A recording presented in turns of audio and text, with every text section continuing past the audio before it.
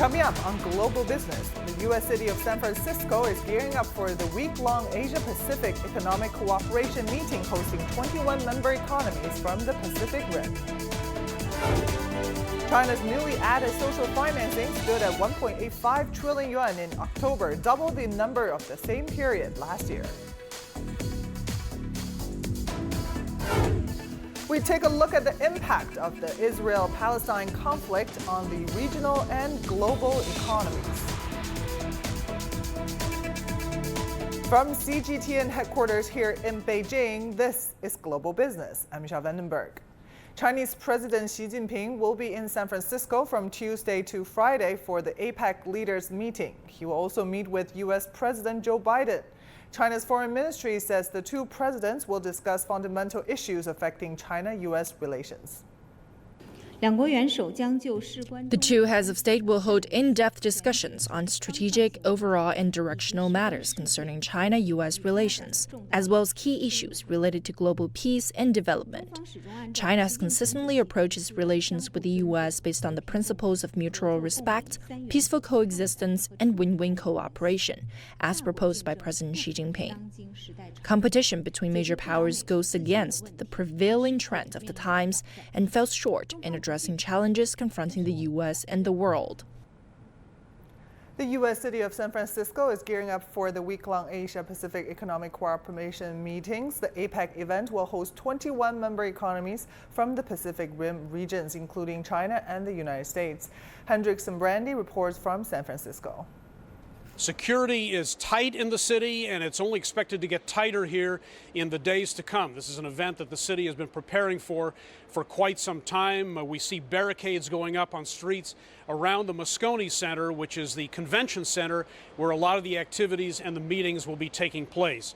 The commitments that are made at these meetings, which occur every year, multiple meetings per year actually, these commitments are purely voluntary, but it's a way to kind of smooth economic cooperation around the world in the Asian-Pacific region, enhance supply chains, just make trade and economic cooperation easier if at all possible. The U.S. is the chair of APEC in 2023, and San Francisco is the host city for Leaders Week. Various components to that, among the activities going on this week, the CEO Summit, where we'll be seeing 1,200 global CEOs. The theme of this week is creating economic opportunity, and they've identified 4 key pillars that they're going to be focusing on: sustainability, inclusion, resilience, as well as innovation. Now, there are basically 2 parallel events going on, obviously APEC itself, but then also the U.S.-China meeting, the big meeting scheduled for the middle of the week between U.S. President Joe Biden and Chinese President Xi Jinping. They've got lots to talk about. They haven't met in person for a year now since their meeting in Bali last fall. Lots of issues on the agenda. We can predict what some of those agenda items are. Certainly climate change, always a top issue. Economic-related issues, certainly the export restrictions the U.S. has put on technology to China. That's a major bone of contention. Issues like fentanyl will be discussed here between the two presidents and their delegations. Also, the issue of military-to-military contact, something that the U.S. is very keen on. There may be some headway made in those areas. Artificial intelligence is another big issue, along with nuclear nonproliferation. So there's lots to talk about, and this is sort of the venue where Xi and Biden will be talking and hoping to make some progress on various areas.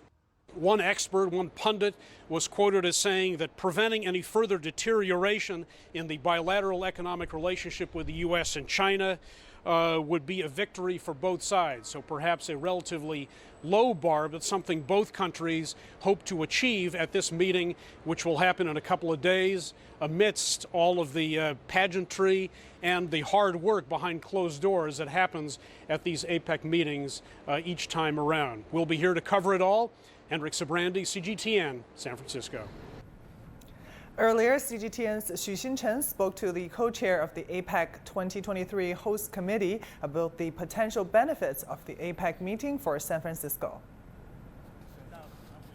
The historic Klamath ferryboat, built in 1925, is now restored and the headquarters for the Bay Area Council along the San Francisco waterfront. That's where I met Kevin Xu, the co-chair of the host committee for this year's APEC meeting. I would say this is a wonderful opportunity for the city itself to really experience such a big international event since the establishment of the UN. Because we know in the city needs some kind of way to bring the vitality back. Chinese President Xi Jinping is scheduled to meet here with his U.S. counterpart Joe Biden later this week. San Francisco has the second largest Chinese American community in the country. California Governor Gavin Newsom recently paid a visit to China, and President Xi Jinping also met with the governor.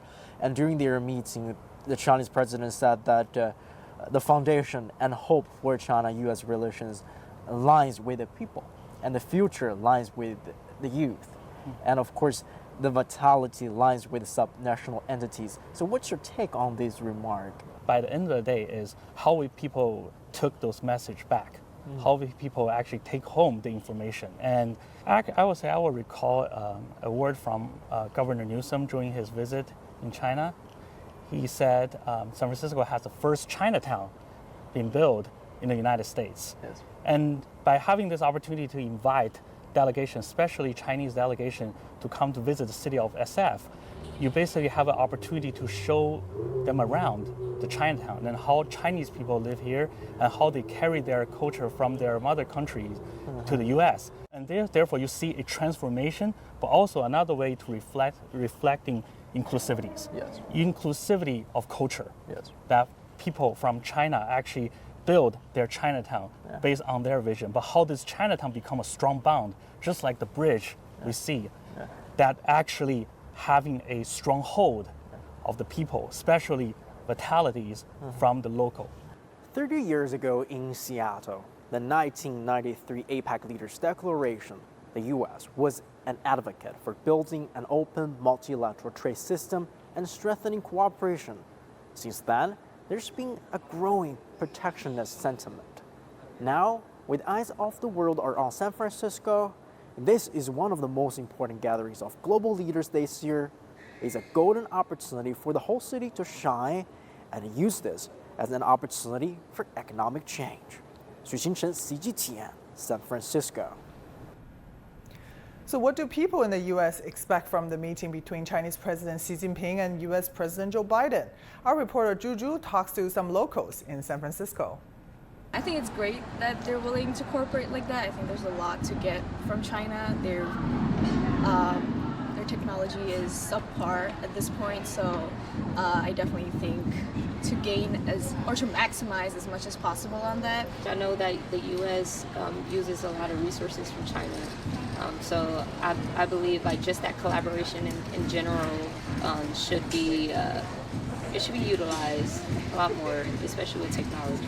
I think anytime the two countries can communicate, it's going to help business for both countries. I'm a resident of San Francisco, and obviously we have a wonderful, vibrant Chinese community here. And I think anything that raises up San Francisco's visibility and the Chinese community is very positive. I hope that they can realize what they are missing and that they can collaborate with China.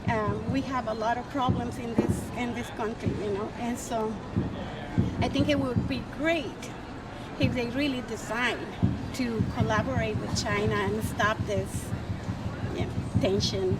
I think it's great that we're talking. It's the technology of the future, so it really needs to be worked out now how we're dealing with all that stuff. So I think it's great that we're having conversations about it. All eyes at APEC will be on the upcoming meeting between Chinese President Xi Jinping and U.S. President Joe Biden. It will be just the second in-person meeting between the two during Biden's presidency. Despite recent tensions, two-way trade between the two countries continues to set records, as CGTN's Dan Williams reports. Pin Ni busily inspects his warehouse. But we have too many of those. One Shong America Corporation, based in Elgin, Illinois, near Chicago, is an incredible success story. In 1994, Pin Ni founded the company with an initial $20,000 investment. Since then, it has grown to become a $4 billion conglomerate with interests in auto parts, clean energy, private equity and real estate. Over the years, Pinni has watched the ebb and flow of relations between the US and China. Can you bring it over? Although in recent times, that relationship has been characterized by tensions. Obviously, it is very challenging. But I call there's a two trade relation, right? One is a true business trade relation. The logic has not changed. However, on top of that, there is another layer of the trade relationship. This is a political trade relationship. That is absolutely terrible. That has caused, a lot of loss for people on both sides. A buzzword among US policymakers in recent months is that of de-risking, a push to mitigate the vulnerabilities posed by shaky economic ties between the US and China. The move appears to be a step away from decoupling, implying efforts to curb risks while avoiding a clean break. But Pinni is among those who believe, in the end, the markets will decide. I don't think anybody can stop globalization. Many people can try to slow it down, but at the end, the globalization is going to move forward. Because the anti-globalization, the cost will be too high. Despite recent tensions, Chinese companies still invested more than $28 billion into the US last year. Although that's down from the high of nearly $39 billion in 2019, it's about double the amount Chinese firms invested in the US in 2015. Added to that, the two-way trade between the two countries last year was worth almost $700 billion, a record high. I do have a hope. The hope is that the leaders on both sides can be rational, can be professional, can be open-minded, can focus on the people's benefit from these two countries. If they do that, I'm confident both sides can find a way to move forward. There will be many business leaders around the world who'll be watching the meeting between the US and Chinese presidents very closely. Dan Williams, CGTN, Chicago. You're watching Global Business, still to come. China's newly added social financing stood at 1.85 trillion yuan in October, double the number of the same period last year.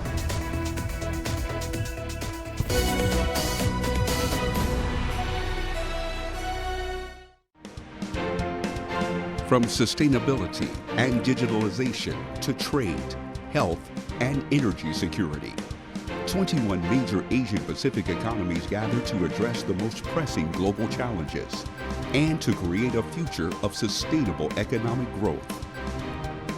Join CGTN for our coverage of APEC 2023.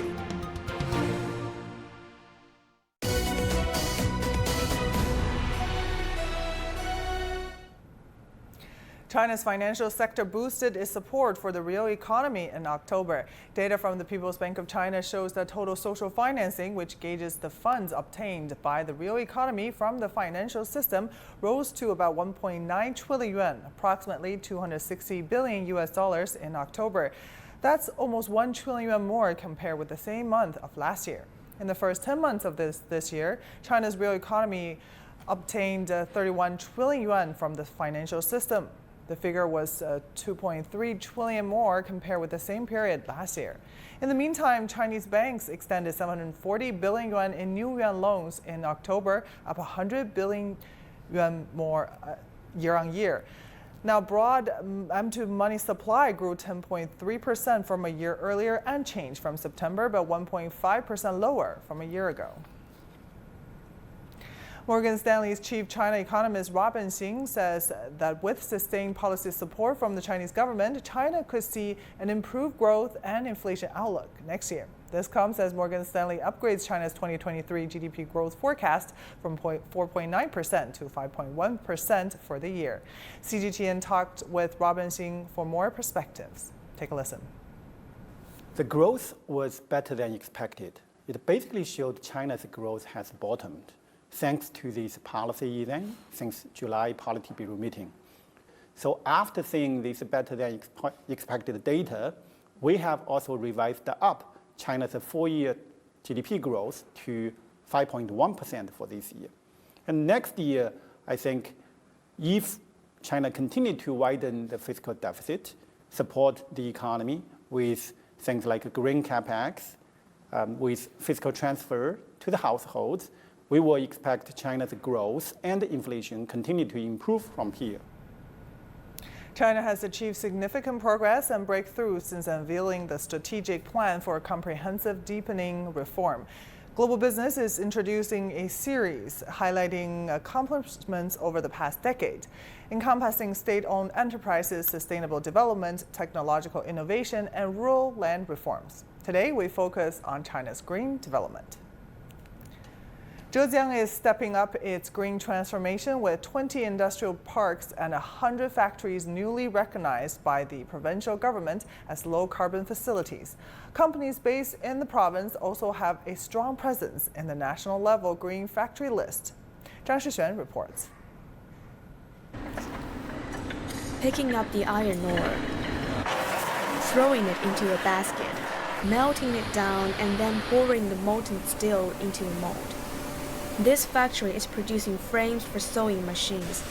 There's only a bit dust in the air inside this production area, and it's all thanks to the new upgrades to the manufacturing process. In the production process, the smelting of raw materials will generate large amounts of smoke. So, for each electric stove that has a way out, we have installed dust absorption equipment. We also have a system to monitor the pollution data. There have been some thorough upgrades to the company's facilities that were built in the 1990s. Li says the investment in the new equipment is more than 10 times greater than that of 2 decades ago. And it's not just casting. The precision work and packaging areas are now using automated technology. The robots enhance efficiency and reduce waste. The factory in the city of Taizhou has been recognized as a national-level green factory. The total investment stands at more than 1 billion yuan. Much of the smart equipment is produced domestically. In 2005, on a visit to a village in Zhejiang, Xi Jinping talked of environmental protection and sustainable growth. That prompted numerous Chinese cities and villages to take serious moves to develop green industries. Green transformation at industrial factories has been among top priorities. Huge investment has been made to replace these old equipment and build new facilities, and it's paying off. In the short term, we can see a reduction in costs. For example, on each of the work lines, we used to have dozens of or even more than 100 workers, but now, we only need less than 10 people for equipment maintenance and adjusting parameters. That has lowered the labor costs, and our product quality has improved significantly. Earlier this year, we sold more than 100,000 units of a new product on the day it was released. Many of our clients, especially listed companies, have been paying more attention to ESG, so green development is an inevitable trend. Green transformation has brought in an increasing number of new clients and orders. The company now exports its products to more than 160 countries and regions. Our product's qualification rate has risen from 90% to 98%. The utilization rate of raw materials has grown 8 percentage points. The plant's rooftops are also covered with photovoltaic panels that generate up to 30% of the facility's electricity. The factory opened just 3 years ago and now produces around 1 million sewing machines annually. Zhang Shixuan, ICS for CGTN, Taizhou, Zhejiang Province.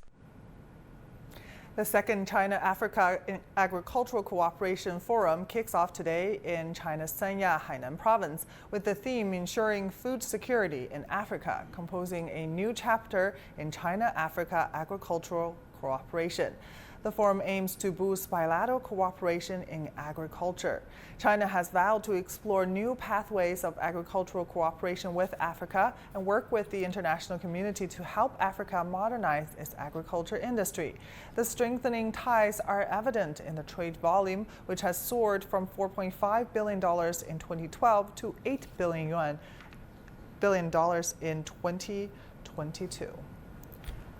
China and Africa have enjoyed extensive shared experiences in terms of agricultural development. Our reporter Wang Tianyu spoke to the board chair of Alliance for a Green Revolution in Africa, Hailemariam Desalegn, being also a former Prime Minister of Ethiopia. Desalegn shares some of his insights on the agricultural cooperation between China and his own country and the continent of Africa. Take a look. What can you tell us about the agricultural cooperation between China and African countries?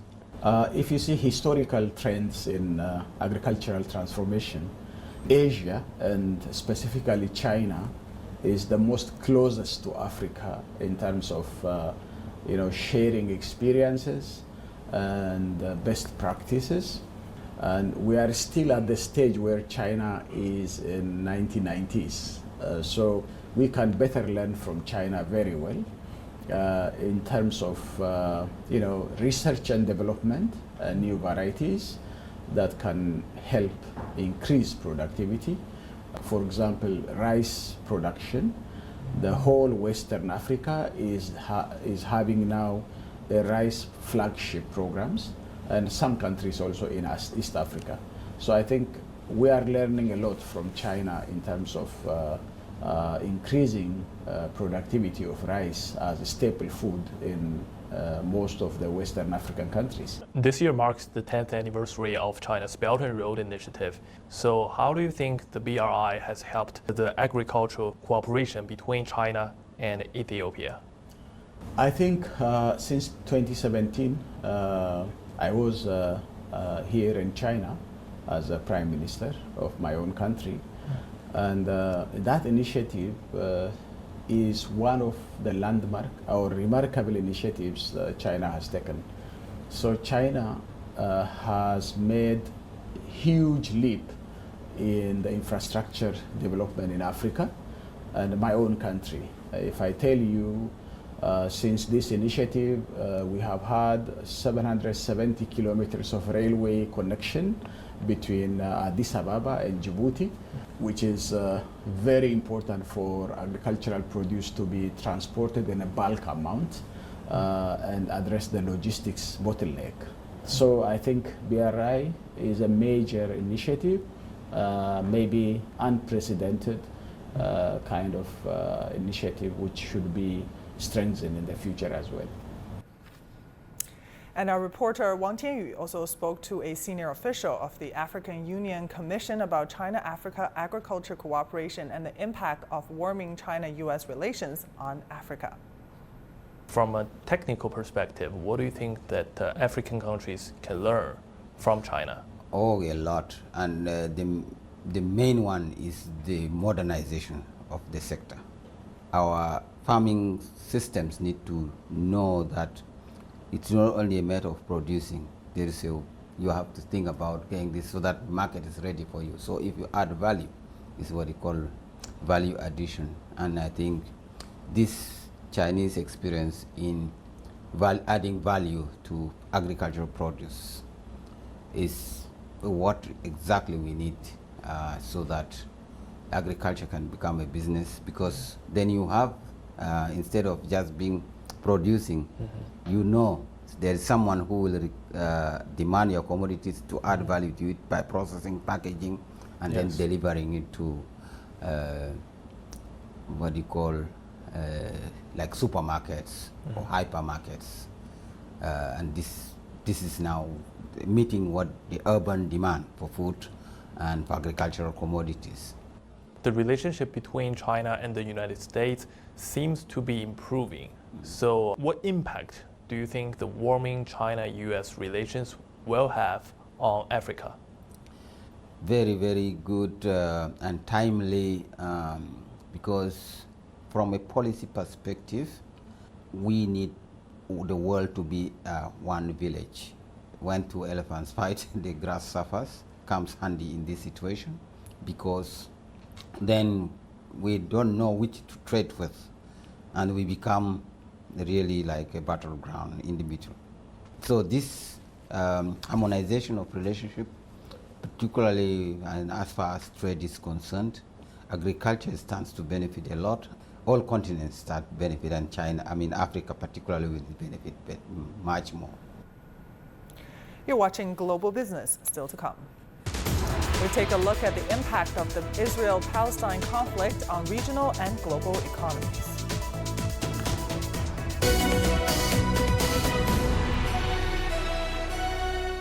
The world economy as we know it is about to change. Global business reports highlight emerging markets, developing countries, and dynamic sectors worldwide. We feature top analysts and newsmakers to provide perspectives on every facet of business. From an on-the-ground perspective, we provide you with balanced and objective assessments. Fast, sharp, and insightful. Global Business, only on CGTN.